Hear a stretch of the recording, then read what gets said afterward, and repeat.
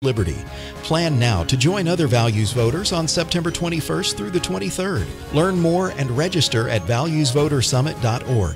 Valuesvotersummit.org. Sponsored in part by AFA Action.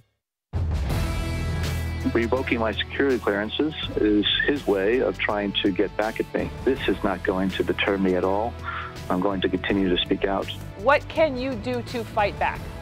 I don't plan to stop speaking about my views on this administration. She became famous for being horrible. I don't think that's an overstatement. She has no saving grace. She was vicious, conniving, scheming, plotting, treacherous. People who show up to fight against bigots are not to be judged the same as the bigots, even if they do resort to the same kinds of petty violence. We're not going to make America great again. It was never that great. Freedom prospers when religion is vibrant and the rule of law under God is acknowledged. An informed patriot is what we want. Welcome to American Family Radio's Focal Point, the home of muscular Christianity on conservative talk radio. Muscular Christianity. Where we relentlessly explore the intersection of truth and politics. The trouble with our liberal friends is not that they're ignorant. It's just that they know so much that isn't so. Now, here's your host, Brian Fisher. Howdy, and welcome to Focal Point again on American Family Radio. I'm Brian Fisher, your congenial, convivial, amiable, and effervescent host. As always, glad to have you in the conversation. You are listening to Focal Point, the home of high-definition radio, Ultra 4K radio, more content per cubic inch of air than any other place on your radio dial. At least that is our goal. Now, this is the fastest 60 minutes in American media. This is the Daytona 500 of American talk radio. So buckle up, make sure that shoulder belt is fastened, and let's hit the pedal, put the pedal to the metal. Now, pretty soon you might be sounding like the disclaimer at the end of one of those drug commercials or something. Yeah, yeah. Well, I actually can talk about as fast as those guys can talk. I used to be able to talk faster than anybody I'd ever met. I'm probably lost a little speed since then, but I used to be pretty good. We'll see. Maybe I'll demonstrate that sometime. Yeah. Anyway, in our reading, which you can follow the schedule at pray.afa.net, pray.afa.net. Reading schedule take you all the way through the whole counsel of God in 3 years. You can not only read the Word of God, you can pray it back to Him. I want to turn our attention now to that section of Scripture. We are in Matthew chapter 7, probably currently the most familiar verse in the Bible. Judge not that you be not judged. That's Matthew 7:1. Now, this is virtually the only verse that most non-Christians know. You know, it used to be John 3:16, for God so loved the world and so forth, but now it's Matthew 7:1. Now, this is the first verse that they whip out when we say, for instance, that homosexuality is a sin. They will say, well, you can't do that because Jesus says you're not supposed to judge. Now, here's the problem, though. They cannot use this verse without violating it. They can't use this standard without breaking it. In the very act of using it, they are violating it and breaking it. You know, we've had this experience on this program. Callers will use that verse with me. They will call in, they will berate me for being judgmental, for calling homosexuality a sin. Sometimes I'll ask him if he's a Christian. He will say, yeah. And so I'll say to him, look, so you're saying that nobody should judge anybody else. Nobody should criticize another person. Nobody should say that they're wrong. Well, yeah, that's what Jesus is saying. So then I'll say, well, then can you tell me why you right now are judging me? Mm-hmm. You know, you called in here, and from the minute I took your call, you've been condemning me for all sorts of things, of hatred, of homophobia, of bigotry. You started judging me the minute I took your call. So I thought as a Christian you weren't supposed to do that. Can you explain that to me? Well, let me get back to you on that. And some say, well, I'm not a Christian. And Jesus said you're not supposed to judge. So I say, but I'm not a Christian, but you are. So I'll say, well, so you're telling me that I'm supposed to follow that standard, but since you're not a Christian, it's not a standard that you feel obligated to follow. Yeah, that's it. See? All right, so I say, let me get this straight then. You are criticizing me for violating a standard that you are not making any effort to follow yourself. Is that right? And he says, well, you know what that makes you? That just makes you a hypocrite. And that's usually about the end of the conversation right there. So then the question is, what is Jesus talking about right here when he says, judge not, lest you be judged? What he is talking about is judging other people self-righteously, judging other people hypocritically, judging other people with an attitude of superiority, judging others without taking a hard and humble look at ourselves. Now he says this in verse 2, for with the judgment you pronounce, you will be judged, and with the measure you use, it will be measured to you. Now, he's not talking here about our relationship with God, at least primarily. He's talking here about our relationship with people. The way we treat other people in general is the way they will treat us.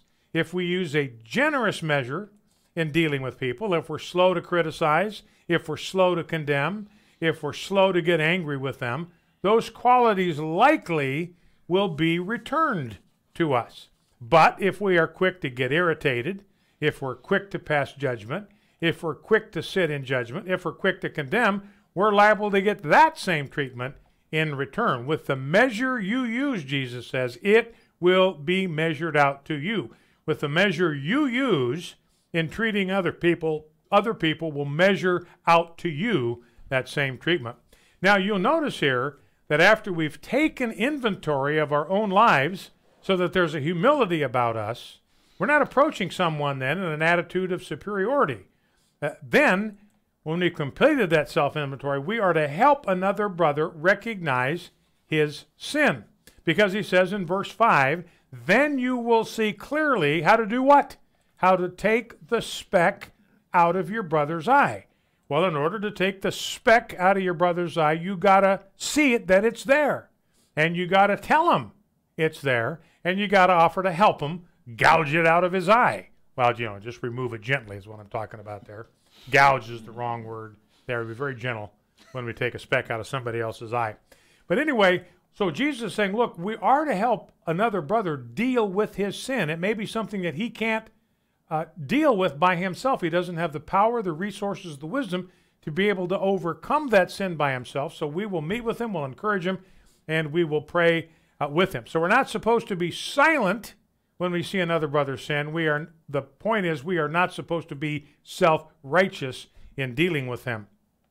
I remember a story about a guy that had just moved to this town. He's talking to a friend and said, I visited a couple of churches and I've decided which one I'm going to attend. I'm going to go to the second church I attended because I like the sermon better. And his friend says, oh yeah, what was the message the first pastor preached? Well, he told us that if we didn't believe in Jesus, we were going straight to hell. Well, what about the second preacher? Well, he told us that if we didn't believe in Jesus, we would go straight to hell. And his friend says, well, wait a minute. They both said if you don't believe in Jesus, you're going straight to hell, but you decided to go to the second church? Why? And he said, well, when the first preacher said it, that we were going to hell, he sounded like he enjoyed it. When the second preacher said it, it sounded like it broke his heart. Well, let's go to prayer. Pray these concepts from Matthew 7 back to God, if you'd be kind enough to join me. Heavenly Father, I pray today for myself. I pray for my family. I pray for this listening audience, everyone right now within the sound of my voice, every man, woman, and child in this land, including our president. I pray that we will obey the command of your Son not to judge others. Remind us by your Spirit that we will be judged in the same way we judge others, and that it will be measured to us with the measure we ourselves use. May we be forgiving and forbearing towards others, so that others will not judge us, but be forgiving and forbearing in return. May we always pay more attention to the plank or the log in our own eye than to the speck of sawdust in our brother's eye. Please prompt us first to take the plank out of our own eye so that then we can see clearly to remove the speck from our brother's eye. In all our relationships with others, teach us to do to others what we would have others do to us. This I pray in Jesus' name. Amen. When our health insurance renewal notice arrived last fall, my wife and I made the decision to drop our plan. With the monthly premiums and deductible, we'd have to pay $30,000 just to use it. So we did our homework and switched to Medishare. The cost savings are incredible, over $500 a month, and we don't have to pay for services we don't need or don't agree with. Then, out of the blue, she had to have emergency surgery. Scary stuff. $150,000 in hospital bills, and Medishare members took care of everything. All we paid was our small portion. I'm a doctor who's been in healthcare for 20 years, and this is one of the most impressive programs I've ever seen. Thank God she's fully recovered, and now we're telling everyone about Medishare. Call 855-PSALM-23 to find out how much you can save on your healthcare. Medishare. Call 855-PSALM-23. That's 855-PSALM-23. And seeing in the distance a fig tree in leaf, he went to see if he could find anything on it. When he came to it, he found nothing but leaves, for it was not the season for figs. My name is Abraham Hamilton III, and this is the Hamilton Minute. From a distance, the fig leaves gave Jesus the impression that there was fruit on the tree. Upon closer inspection, the tree was fruitless. Perfect church attendance and ministry activity cannot replace actual Christ-like fruit produced in our lives. From a distance, it can appear as though we're bearing fruit, but what would we find with a closer look? Are we content with fruitful appearance, or do we yearn for the real thing? Listen each weekday from 5 to 6 p.m. Central for the Hamilton Corner with Abraham Hamilton III, Public Policy Analyst for the American Family Association.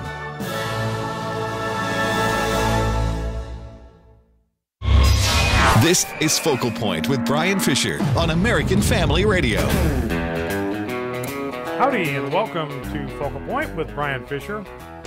This is Focal Point, the home of muscular Christianity on Conservative Talk Radio, and you are listening to the American Family Radio Network. Thought of another illustration about with the measure you use, it will be measured to you. When our kids were little, there was an ice cream shop named Delsa's that was in our neighborhood, and so every Sunday night we would load the kids up. I had a little chariot, a little two-seater chariot that I would hook onto the seat post on my bike, and they'd both fit in there very nicely, and we'd go for a ride through the neighborhood, and we'd wind up at Delsa's. We'd go in, we'd order an ice cream cone or a cup of ice cream or whatever, and then after we were done, we would pedal on back home. So it was just a weekly tradition and one of our favorite memories. Anyway, I noticed right away when we went into Delsa's restaurant shop that not all of the people waiting on us scooped ice cream the same. In fact, what I discerned very quickly was that the girls in there, they would give you exactly the size of scoop they were supposed to give you. I mean, they would look at the chart, they would measure that glop of ice cream, make sure it was exactly the right dimensions or the right weight, and then that's what they would toss in your cup or put on your cone. But the guys, man, they would take that scoop, they would dig down in there, and they would get as much ice cream in that scoop as they could get. They'd plop it on your ice cream cone. If it didn't look right, they'd scoop out a little bit more and plop it on top. Now, let me ask you this question. Who do you think we went to when we went to Delsa's? We waited till one of those guys was available to scoop our ice cream. Now, because he used a very generous measure. Now, let me ask you this. If the roles were reversed and we were working, I don't know, we were working at a I don't know what the parallel would be. We're working at a French fry shop. And that guy came in that gave us the big generous scoop of ice cream. We'd be inclined to make sure he got a nice full box of French fries, wouldn't we? That'd just be the way we would return the favor with the measure that he had used with us, we were going to use with him. And Jesus says the same thing is true in our relationships with other people. Now let's grab clip number R1. This is Chris Pratt. I don't know if you're familiar with him as an actor. He's speaking at the Teen Choice Awards. He's the main actor in the Jurassic World movies, along with a female actress by the name of Bryce Howard, who is Ron Howard's daughter, isn't she? Bryce Howard? I think she's his daughter. Probably too old to be his sister. I think Bryce Howard, B-R-Y-C-E, I think is Ron Howard, the guy that was Opie back in Andy and Mayberry and directed a whole bunch of movies. Anyway, Chris Pratt is speaking at the Teen Choice Awards, and listen to what he had to say. Bryce and I both have so much fun being part of the Jurassic Park and Jurassic World franchise. We make those movies just for you. I'm so glad you like them. I want to thank God. I always do that when I'm up on a big platform in front of a bunch of young faces. I say, I love God. That's my thing. I love him. And you should too. And you should too. And listen to the reaction of that. I mean, that's the Teen Choice Awards. So these are young Americans hearing his appeal to love God, and they liked that message and received it. All right, let's just jump right into content here. We've got a lot of sound bites we're going to try to get to. And again, remember, buckle those seatbelts, make sure they're nice and tight, because here we go. You know, there's one issue about whether the president has to honor a subpoena.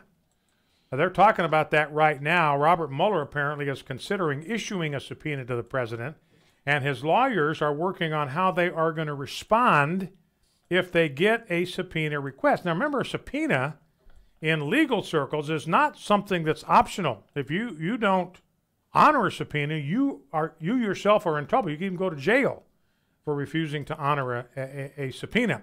So the question is whether a president, a sitting president of the United States, would have to honor a subpoena that would be issued him by Robert Mueller. And I am here to tell you the answer to that question is absolutely not.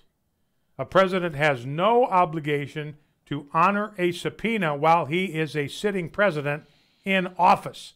Why? Because the Constitution makes it very clear that the only tool that can be used to hold a president accountable while he's in office is the tool of impeachment. He is to be exempt from being dragged into the ordinary wheels of justice, because that can consume immense amounts of his time, and he needs to keep his energies free to direct the affairs of the country. In fact, here's what it says in Article 1, Section 3, talking about impeachment. The House is the one that renders the articles of impeachment. The Senate conducts the trial. The party convicted, and impeachment extends no further than removal from office. So when somebody's impeached in Congress, they can't be fined, they can't be jailed. The only punishment that is administered is they are removed from office and are disqualified from ever holding office again in the federal government. But the Constitution goes on to say, but the party convicted, that is of impeachment and removal from office, shall nevertheless be liable and subject to indictment, trial, judgment, and punishment according to law. So in other words, a president is exempt from the ordinary workings of the justice system until he is out of office. If he is impeached, tried, convicted, and removed from office, at that point, once he's removed from office, then he can be subpoenaed, he can be indicted, he can be tried, he can be locked up, whatever the penalty happens to be, but that cannot happen to him while he is still a sitting president. So President Trump has no obligation to respond to a subpoena from Robert Mueller and should not, because he does not want to be dragged away from the important issues of running the government. So that's one item that we want to talk about today. Now, a second thing, I want to follow up on this whole business about what's going on with this New Mexico judge.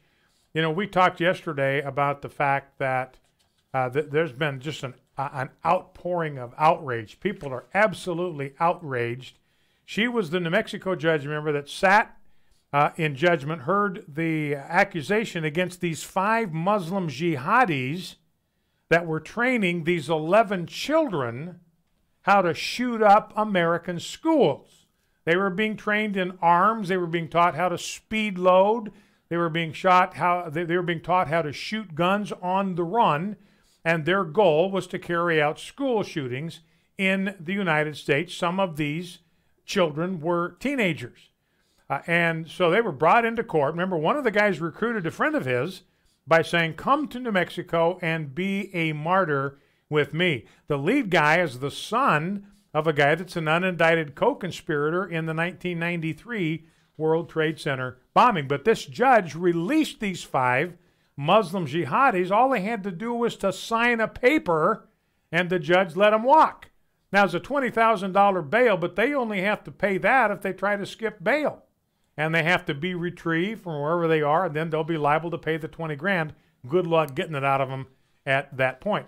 But the encouraging thing about this is the outrage that has been directed at this judge. I mean, the response has been immediate, and it has been cacophonous. Now, there are death threats made against the judge, and that's bad. We don't do that. That's not how we do business in the United States. This is why we have law enforcement, why we have laws, why we have courts, why we have judges, and why we have jails. We don't take justice into our own hands. But it's an emblem or a symptom of the anger that was directed at this judge for this obvious miscarriage of justice. So I think that's the encouraging takeaway from this. I think the bottom line here is that this sustained outrage, this judge is elected to office. She's going to be voted out of office, first chance the people of New Mexico get. And the encouraging thing to me is I think this is an indication that the American people are just about done with the coddling of Muslim assassins and Muslim jihadis. I mean, the American people are now beginning to wake up and realize that Islam is not a religion of peace in any way, shape, or form, and they're now waiting for our judges to catch up to where they are. Let's hope they do that in a hurry. Now, I mentioned yesterday, I talked about this pedophilia scandal in Philadelphia. It's an enormous scandal, terrible scandal. At least 300 priests, at least 1,000 victims, and probably more. Statute of limitations has expired in a lot of these cases. But I want to, as kind of a coda on this, I want to read some excerpts from a lengthy piece in nationalreview.com by Rod Dreher called Sins of the Fathers, fathers being used as a reference to priests. And I'm just going to kind of read through here, and I just want to pull some highlights out of this guy. He wrote this column in 2002, and it was about the history of the priest sexual abuse scandals to that point in American history. He begins by talking about Father John Gogan, final years of a 36-year career during which he molested scores of children, including a 4-year-old boy and 7 boys in one extended family. Last year, there's a pedophile by the name of this would have been in 2001, actually, last year from the time he wrote it. Christopher Reardon pleaded guilty to 75 counts of criminal molestation of young boys. His supervisor, Father John C. Martin, often had male overnight guests in his rectory bedroom. Altogether, the Catholic Church at that point had paid out up to $1.3 billion in damages just since 1984. There was a case in Dallas that involved primarily a priest by the name of Rudy Kos, who was convicted in criminal court of serial molestation of altar boys. 1999, the Diocese of Santa Rosa, already paying out $5.4 million in child sex abuse settlements, shuddered when DNA and taped evidence proved that Bishop G. Patrick Zeman had been having sex with one of his priests.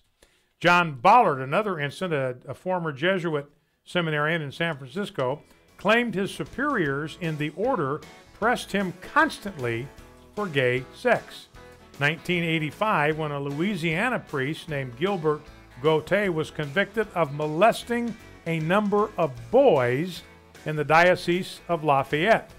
Here's another priest, a native of Puerto Rico, admitted that sexual molestation had taken place in the Bronx Rectory with the teenage plaintiff in that case.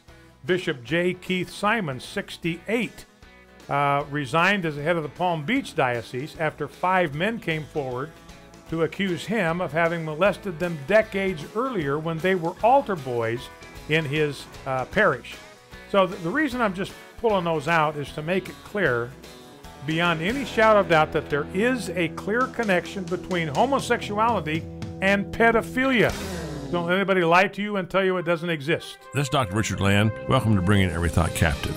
Before we leave the observance of the anniversary of the official surrender of Japan on August 15th, 1945, I want to share with you yet one more compelling reason that dropping the atomic bombs on Japan was the moral and ethical thing to do. Dropping the 2 A-bombs meant America did not have to invade Japan, which would have cost approximately 500,000 American soldiers, sailors, and airmen their lives, in addition to approximately 5 to 10 million Japanese deaths. The eventual death toll was about 200,000 Japanese from the bombing of Hiroshima and Nagasaki.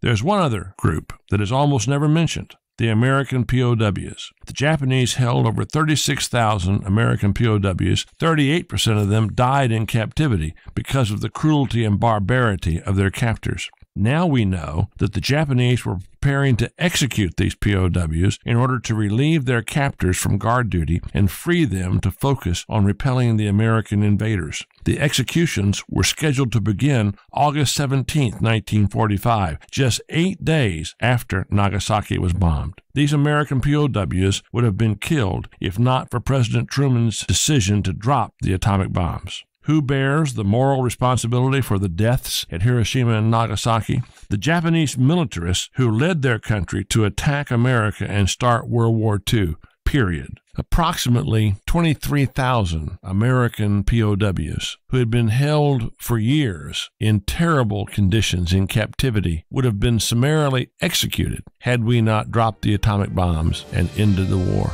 The blood of those 23,000 American soldiers, sailors, and airmen would have been on the hands of American authorities had they not dropped the bombs. This is Richard Land.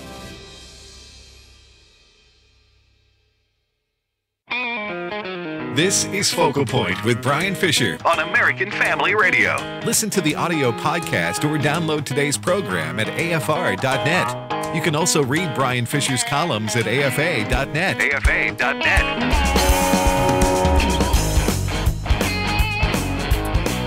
Howdy, and welcome back to Focal Point on American Family Radio. Brian Fisher is my name. Good to have you in the conversation.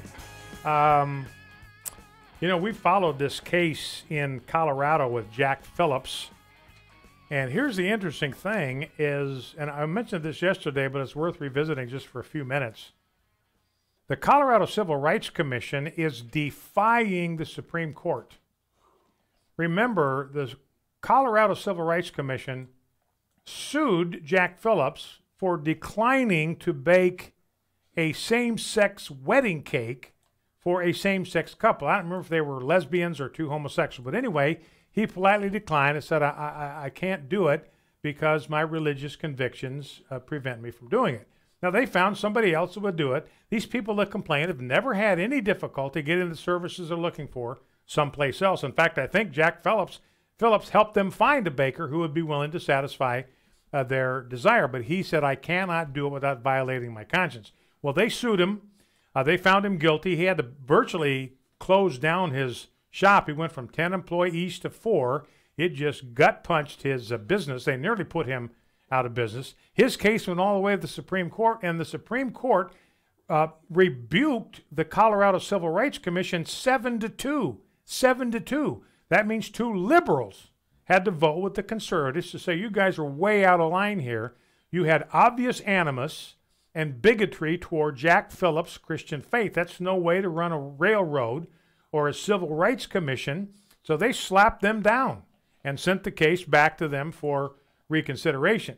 So they were rebuked by the Supreme Court. The Colorado Civil Rights Commission just got slapped down 7-2 by the Supreme Court. They're persecuting Jack Phillips all over again. They just filed a brand new suit against him. Same Civil Rights Commission.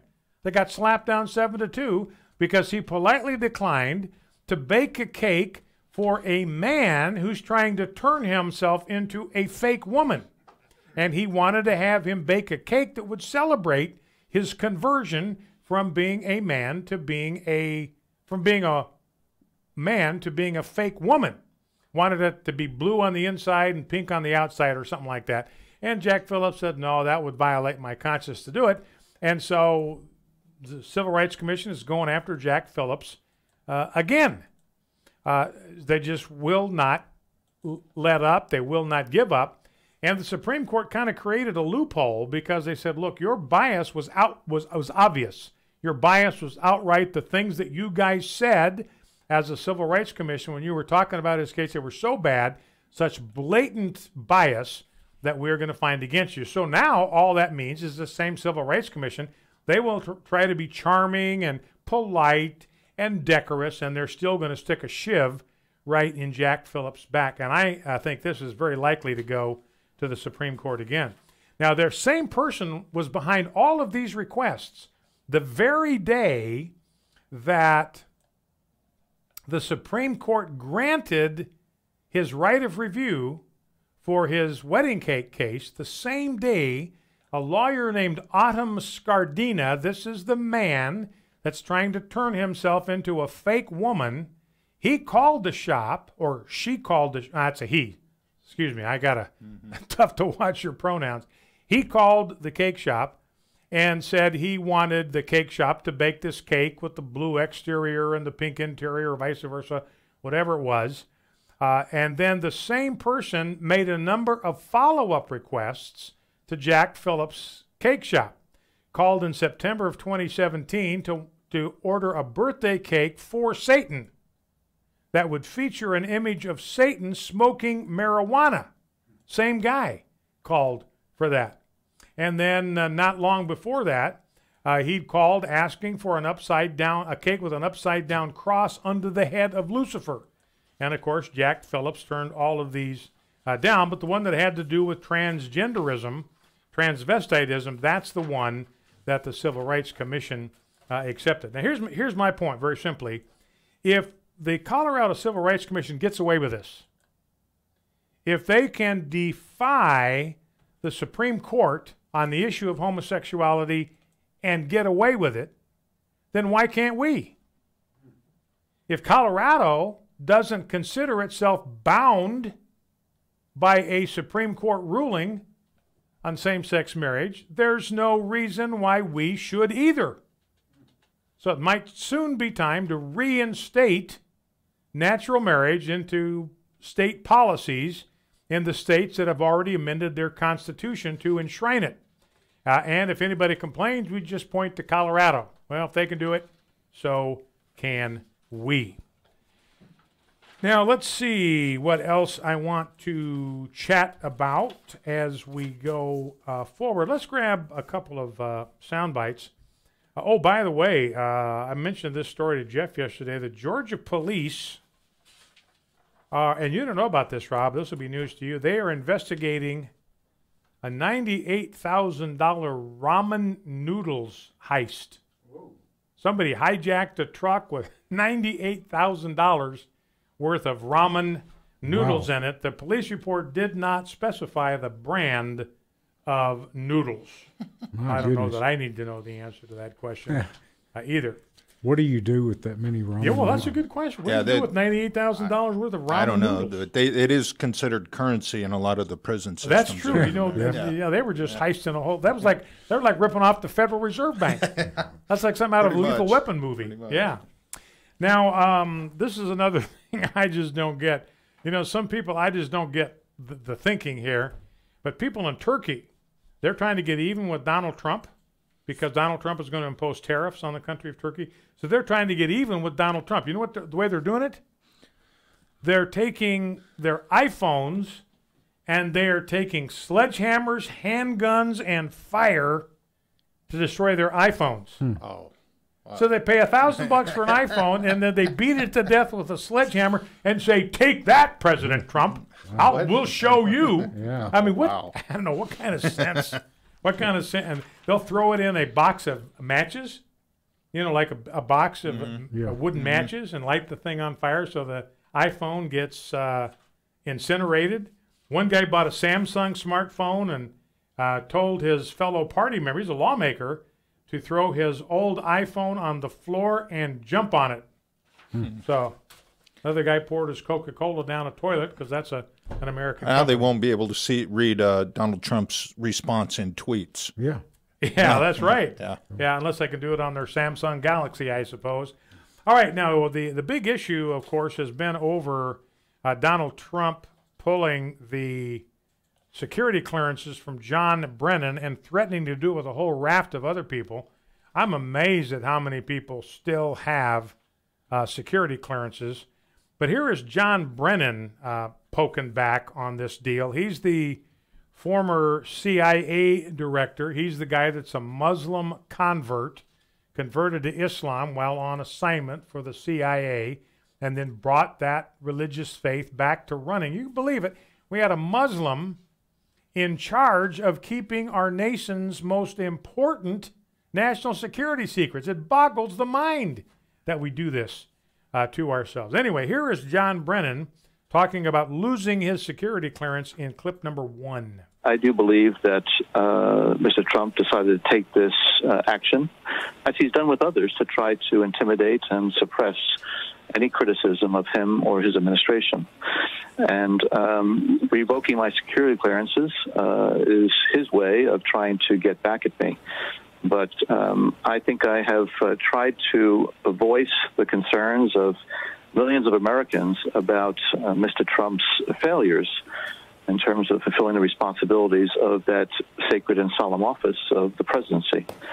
And this is not going to deter me at all. I'm going to continue to speak out. And here is James Clapper, clip number 2, talking about what the president has done to his good buddy John Brennan. What can you do to fight back? Well, you know, it doesn't really have any, if I lose my access to classified information, it really doesn't have any immediate substantive impact on me. I don't plan to stop speaking about, you know, when I'm asked my views on this administration. Now, the reason I wanted to play both of these sound bites is they're out there trying to make the case that Donald Trump is trying to suppress their freedom of speech, that he's denying them freedom of speech by taking away their security clearances, that he is suppressing their ability to speak. And you look at these, I wanted to play these sound bites just simply for the sake of, for the mere fact that if we have these sound bites and we can play them for you, obviously nobody's shutting these guys up. You know, and these guys are out there, they're talking to any microphone that somebody will stick in their face. They haven't been silenced one iota. You know, and John Brennan says, you know, Trump's trying to intimidate me and suppress me, and it's not going to work. Listen to this. I have tried to voice the concerns of millions of Americans. That's speech. I'm voicing the concerns of millions of Americans.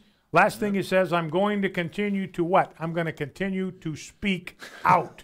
So his freedom of speech hasn't been even touched. James Clapper says, look, taking a security clearance away from me wouldn't have any impact on me. I don't plan to stop speaking about my views. So we can just let go of all this bloviation about freedom of speech. They clearly haven't lost any one little parcel of that. Now let's go to clip number 3. You know, of course, Donald Trump became president using the slogan, Make America Great Again. Now, the left just hates that slogan. And partly it's because they just hate America. Now, here's Andrew Cuomo, who is the governor of the state of New York. Here's what he had to say in a meeting yesterday. We're not going to make America great again. It was never that great. Well, we are not going to make America great again, because in order to make America great again, you have to believe that there was a time when America was great. And liberals honestly do not believe that. This is despite the fact that for our independence, we created the most majestic document ever produced by the hand of man, the Declaration of Independence and the Constitution.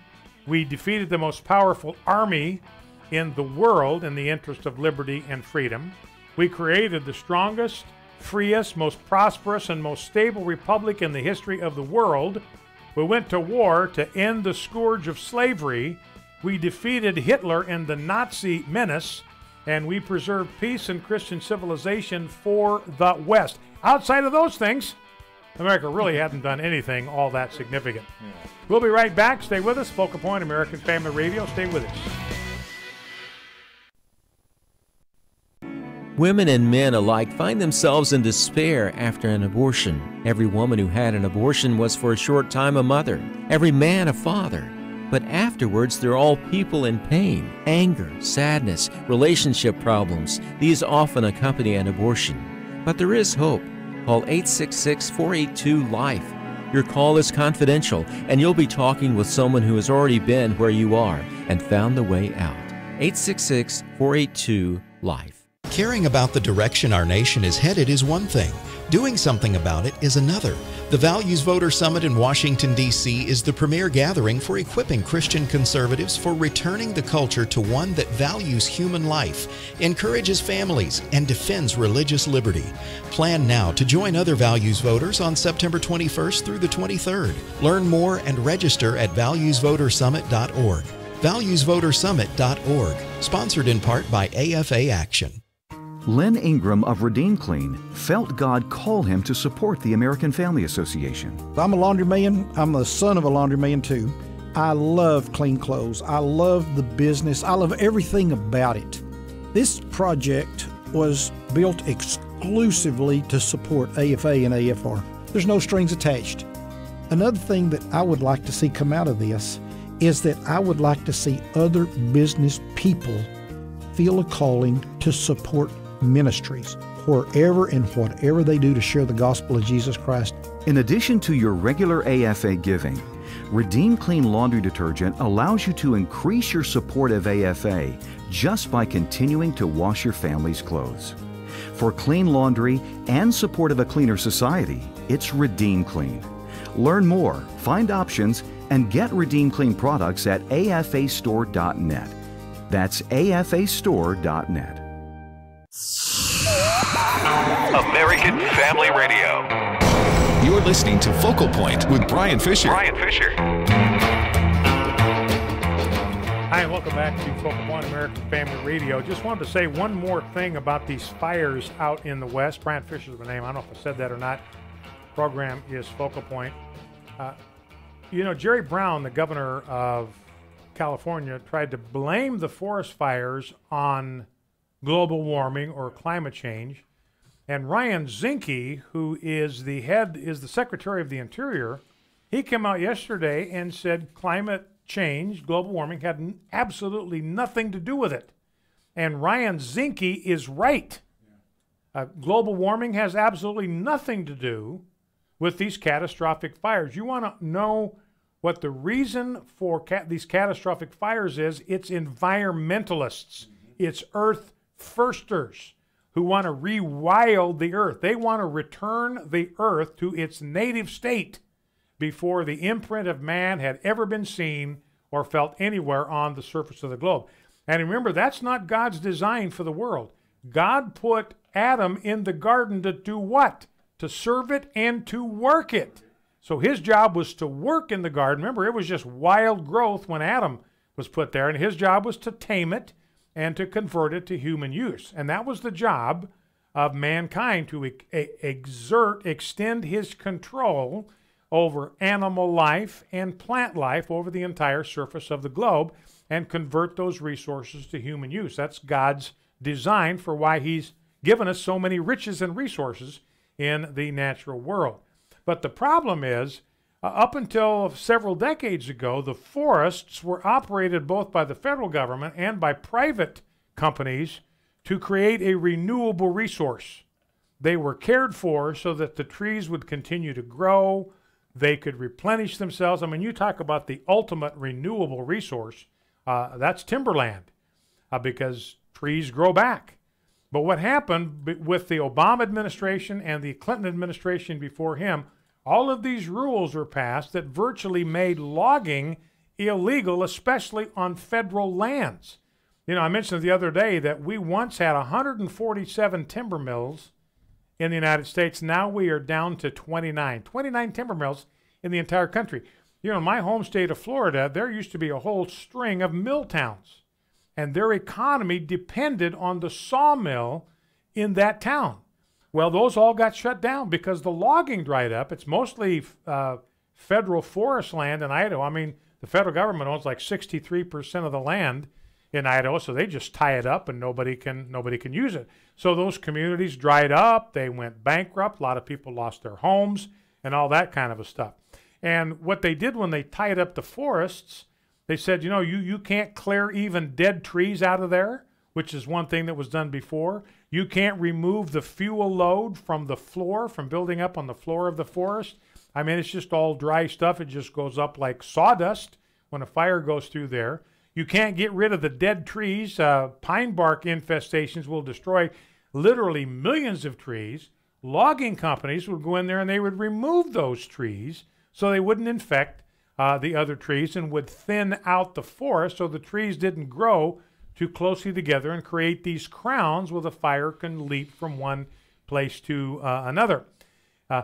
You know, just 3 years ago, 2015, the Forest Service said there were about 20 million dead trees in America's forest. You know how many there are today? 102 million.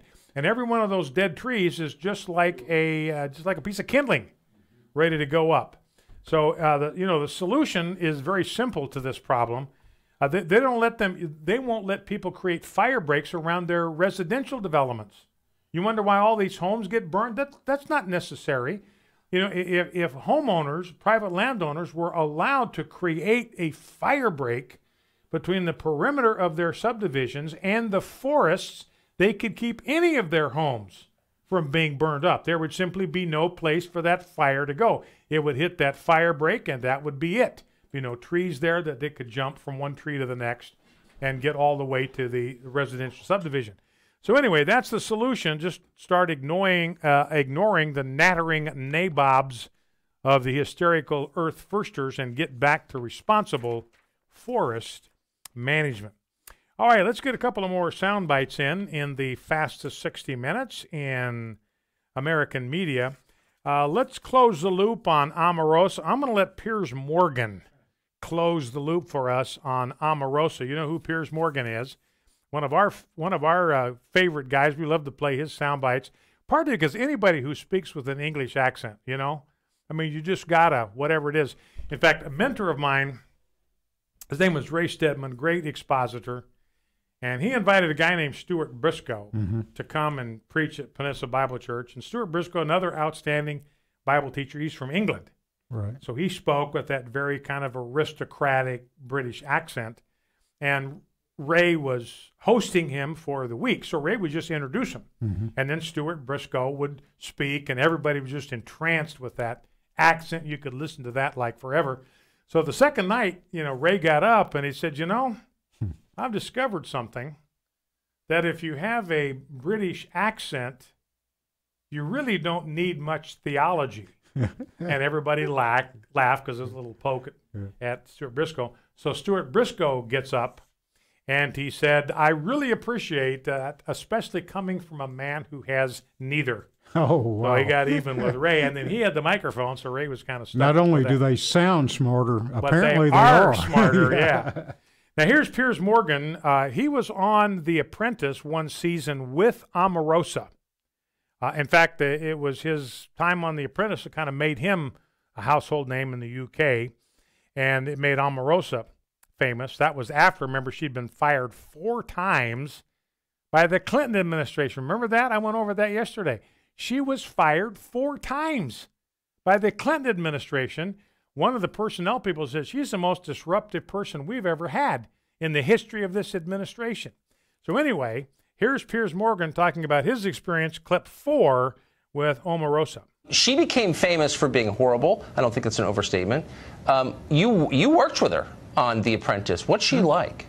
She's absolutely appalling. I mean, literally one of the worst human beings I've ever encountered in my life. And I've encountered a lot of bad people. She has no saving grace. She was vicious, conniving, scheming, plotting, treacherous. Steaming, plotting, treacherous, and appalling human being.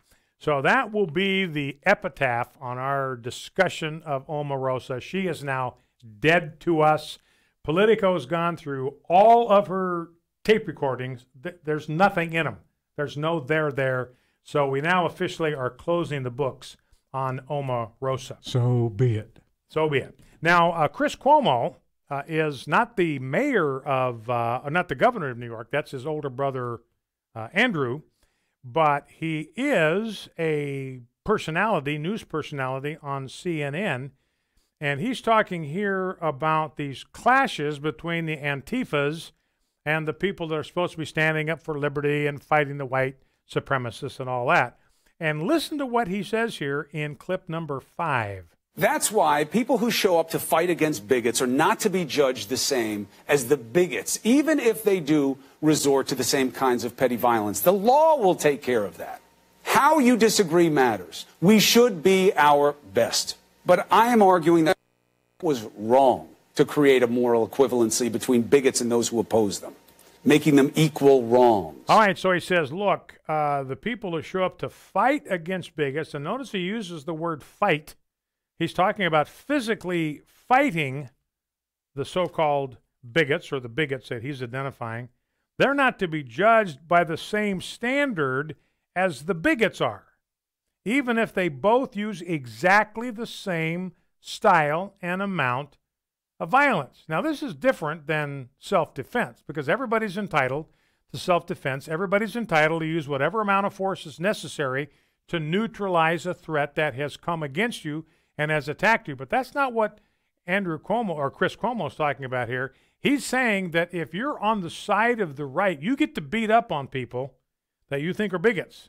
And we can't hold you to the same standard that we hold the bigots. If the bigots fight you, then we can condemn them. But if you attack them, we're not going to condemn you because you are in the right. You are on the side of the angels. And remember, Romans 12 and 13, the unfortunate chapter break there, but that's where Paul says, never take revengeance into your own hands. Hands. That's what you use to attack people. So the Bible says never use your hands as an instrument of retaliation or revenge. You can use it for self-defense, that's fine, but never, because that's the job of government. Romans 13, that's the role of government to be the one that avenges and dispenses the wrath of God. Now, very quickly, let's play clip number 6. This is Victor Davis Hanson, one of my favorite smart people. What Trump hasn't done, this is rhetoric, he's fought back at the media what he calls fake news, but he has not jailed two reporters like JFK did. He did not survey the Associated Press reporters like in the way that Obama did with James Rosen at Fox News. He didn't introduce a bill like the Roosevelt allies in Congress did, called the libel bill to stifle opposition. He didn't do what Hillary Clinton did in 2008 when she tried to stop that Hillary documentary. So, and the final tragedy is what's not being reported. We have the 4th highest member of the DOJ, Bruce Orr, who was colluding with Fusion GPS after the election to undermine a president. And we've got, my gosh, we just had Dianne Feinstein admit that for 20 years her chauffeur was a spy for the Chinese government, and she's one of the ranking members on the Senate Intelligence Committee, and her husband has extensive business in China, and it's not news. No, it's a blip. And so people don't trust the media anymore, and that's an empirical fact. All right, so Victor Davis Hanson saying they accuse Donald Trump of interfering with the media, trying to suppress the media. They cannot hold a candle to what the Democrats have done. Franklin D. Roosevelt, JFK, Hillary Clinton, even Dianne Feinstein working with a Chinese spy. Well, that's it for today, ladies and gentlemen. Thanks for tuning in. Do not forget to bow low before God, stand tall before man, stand in the gap where God has placed you, and never forget, with God's help, we are fighting a winnable war. See you tomorrow. The views and opinions expressed in this broadcast may not necessarily reflect those of the American Family Association or American Family Radio. Faith, family, freedom. American Family Radio. American Family Association. We're here to inform, equip, and activate individuals to strengthen the moral foundations of American culture. Whether it's praying, signing a petition, or emailing leaders, your involvement is needed every day. Because your immediate involvement is crucial, making it fast and easy is crucial as well. Now you can subscribe to specific alerts at afa.net/connect. Register, connect, and get connected. Faith, family, freedom.